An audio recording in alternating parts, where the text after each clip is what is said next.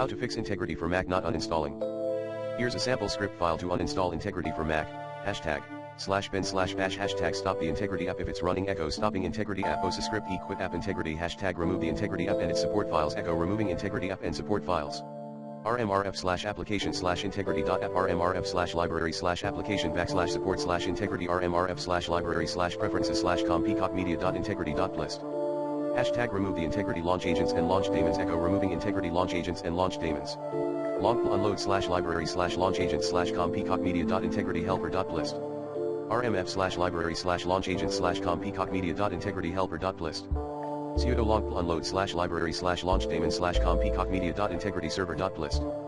sudo rmf/library/launchdaemons/com.peacockmedia.IntegrityServer.plist. Echo Integrity has been uninstalled.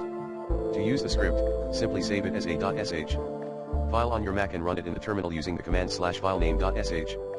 Please note that this script will remove all traces of Integrity from your Mac, so make sure to back up any important data before running it.